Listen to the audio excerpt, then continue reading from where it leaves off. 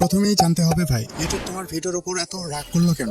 মনে হচ্ছে ইউটিউব তোমার ভিডিওটা লুকিয়ে রেখেছে এফবিআই ভোল্টে, যে কারণে ভিউজ একদমই আসছে না, জিরো ভিউজ। চিন্তা করো না ভাই, আজ আমি বলবো কিভাবে তোমার জিরো শর্টসকে বানাবো হিরো শর্টস। ভিডিওতে আমি ভিউজ না আসার কারণে এক্সপ্লেন করে দেখাবো এবং তা ফিক্স করার সঠিক গাইড বলে দিব। সবার আগে ইউটিউব অ্যালগরিদমের বিষয়ে জানতে হবে।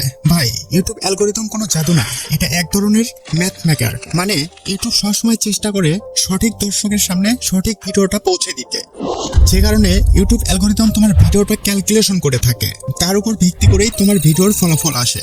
হয়তো এমন, না হয়তো এমন। তুমি হয়তো মনে করছো ইউটিউব তোমার ভিডিওটা লুকিয়ে রেখেছে। না ভাই, ইউটিউব তোমার ভিডিওটা লুকিয়ে রাখছে না, বরং ইউটিউব তোমার ভিডিও ঠিক কার কাছে দেখাবে সেটা বুঝে উঠতে পারছো। ঠিক এখানেই আমরা দুটো মিস্টেক করে থাকি। প্রথমটা হলো প্রাইমারি মিস্টেক, যেগুলো ভিউজ নষ্ট করে।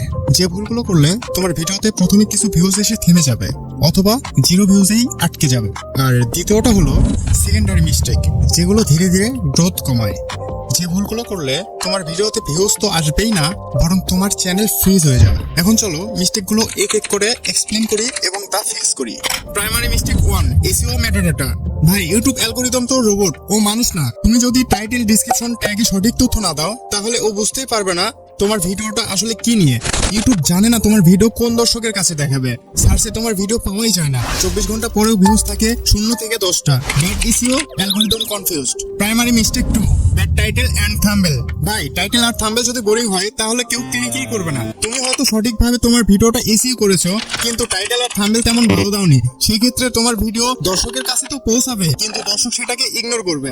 তার ফলে ইউটিউব তোমার ভিডিওর ইমপ্রেশন বন্ধ করে দিবে। আর যদি দুটোই ঠিক রাখো, তাহলে অ্যালগরিদম তোমাকে হিরো শর্ট জোনে পাঠিয়ে দেবে। কিন্তু ভাই, তুমি হয়তো এই ধরনের ভিডিও আগেও দেখেছো এবং ভিডিওতে দেখানো বিষয়বস্তু ফলো করেছো, কিন্তু ফলাফল একই। তুমি এখন খুঁজেই পাচ্ছ না যে তোমার ভুলটা ঠিক কোথায়। আর ঠিক এখানেই তোমার হয়ে থাকে সেকেন্ডারি মিস্টেক। এই দুটো ভুলে তোমার চ্যানেল ধীরে ধীরে মরে যাচ্ছে। মানে এই ভুলগুলো করলে তৎক্ষণাৎ ভিউজ বন্ধ হয় না, কিন্তু ধীরে ধীরে তোমার চ্যানেল পুরো ফ্রিজ হয়ে যায়। ধরে নাও তুমি অনেক সুন্দর একটা ভিডিও মেক করেছো, সঠিকভাবে এসইও করেছো, আকর্ষণীয় টাইটেল, আকর্ষণীয় থাম্বনেল সেট করেছো, তারপরেও ভিউজ আসছে না। তখন তুমি ভাবছো তোমার ভিডিওর ক্যাটাগরি অথবা নিশ হয়তো ঠিক নেই, তাই তুমি সেটাকে পরিবর্তন করতেছো। বারবার নিশ আর ক্যাটাগরি পরিবর্তন করলে অ্যালগরিদম কনফিউজড হয়ে যায়। আর একই ভিডিও বারবার রি-আপলোড করলে অ্যালগরিদম ভাবে তুমি স্প্যাম করছো।